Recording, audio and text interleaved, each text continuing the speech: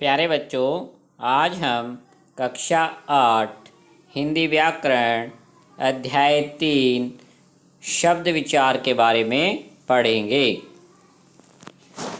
शब्द भाषा के महत्वपूर्ण स्थान रखते हैं। ये भाषा का मुख्य आधार कहलाते हैं। शब्दों का निर्माण वर्णों के सार्थक मेल से होता है। यहाँ बच्चों सार्थक का बहुत ही महत्व है कि वर्णों का ऐसा मेल जिनका कोई ना कोई अर्थ निकलता है उन्हें ही हम शब्द कहते हैं। शब्दों के सार्थक मेल से वाक्य बनते हैं और वाक्यों के सार्थक मेल से भाषा बनती है। इस तरह बच्चों वर्ण से शब्द, शब्द से वाक्य और वाक्य से भाषा, इसीलिए वर्ण को भाषा की छोटी इकाई भी कहा गया था। उदाहरण के लिए वर्ण है क, मैं और ल। इन वर्णों के सार्थक मेल से शब्द बना कमल कि कमल शब्द का एक अर्थ है, कमल एक फूल का नाम है। वाक्य बनाएंगे कि कमल का फूल भगवान को प्रिय है, कि शब्दों के सार्थक मेल से फिर वाक्य बनता है। वर्णों के व्यवस्थित क्रम में लिखने से ही सार्थक शब्द बनता है, कि वर्णों को हमने एक निश्चित क्रम में लिखा है। अगर क्रम को पलट दिया जाए तो क्या होगा, शब्द निरर्थक हो जाएगा, यानी उसका कोई अर्थ नहीं निकलेगा। जैसे कमल के जो वर्ण हैं उनको अगर पलटते लमक, मकल, इन शब्दों का बच्चों कोई अर्थ नहीं है तो ये शब्द नहीं कहलाएंगे। तो इस तरह से बच्चों हमने देखा कि वर्णों के सार्थक मेल से बने वर्ण समूह को शब्द कहते हैं। यह आपको शब्द की परिभाषा याद रखनी है। इसके बाद बच्चों शब्द का वर्गीकरण। वर्गीकरण का मतलब है कि शब्दों को ग्रुप में बांटना, कि शब्द के जो भेद हैं काफ़ी अधिक हैं, इसलिए उनके अलग अलग ग्रुप बनाए गए हैं। शब्दों का वर्गीकरण 5 आधारों पर किया जाता है। इसमें से एक आधार आज हम पढ़ेंगे उत्पत्ति या स्रोत के आधार पर।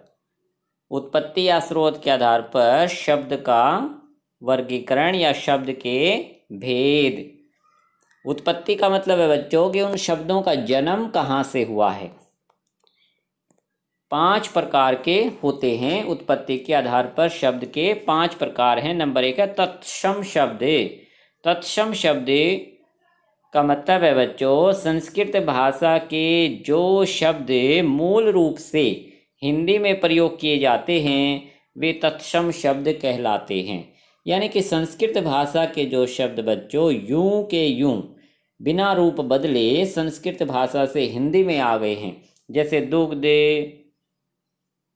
घृत, अग्नि, मयूर, निद्रा, ये संस्कृत भाषा के शब्द हैं। इनका हम यूं का यूं हिंदी में भी प्रयोग कर लेते हैं, इसलिए ये तत्सम शब्द कहलाते हैं।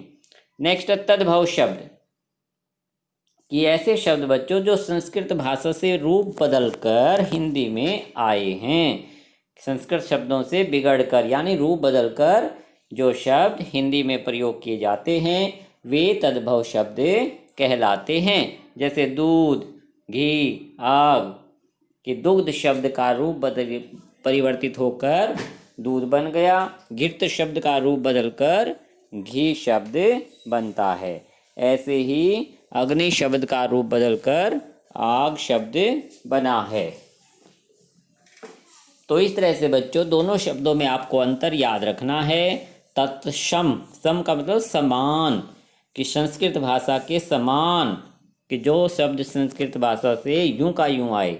तद्भव, भव का मतलब एक तरह से रूप बदल जाना, इसलिए आपको ये टेबल याद रखनी है। तत्सम से तद्भव शब्द बनाने की टेबल, कि वत्स बच्चा, बधिर बहरा, काज कार्य, कर्पूर कपूर, श्रवण सोना, कि तत्सम से तद्भव शब्द बनाने हमें आने चाहिए। इसलिए आपको इस टेबल को 2 या 3 बार अच्छे से रिवाइज कर लेना है। इसके बाद बच्चों तीसरा भेद देशज शब्द।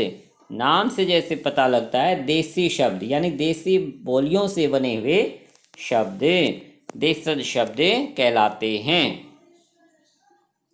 कुछ देशज शब्द हैं जैसे थैला, पगड़ी, खाट, झुग्गी, खिड़की। ये देसी बोलियों से बने हुए शब्द हैं जिनका प्रयोग हिंदी में किया जाता है।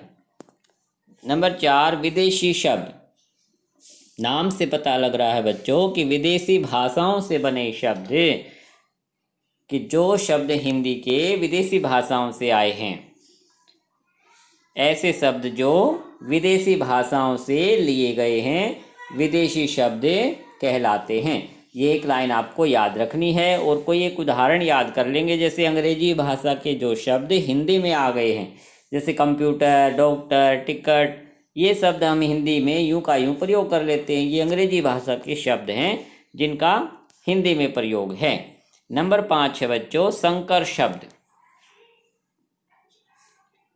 संकर शब्द का अर्थ है जो शब्द दो भाषाओं के शब्दों के मेल से बनते हैं। मतलब दो भाषाओं के शब्द मिलकर एक नया शब्द बना और उसका प्रयोग हिंदी में किया गया, उसे संकर शब्द कहा जाता है। जैसे बच्चों रेलगाड़ी, दो शब्दों के मेल से बना है, रेल और गाड़ी। रेल यहाँ पर अंग्रेजी भाषा का शब्द है और गाड़ी हिंदी भाषा का शब्द है।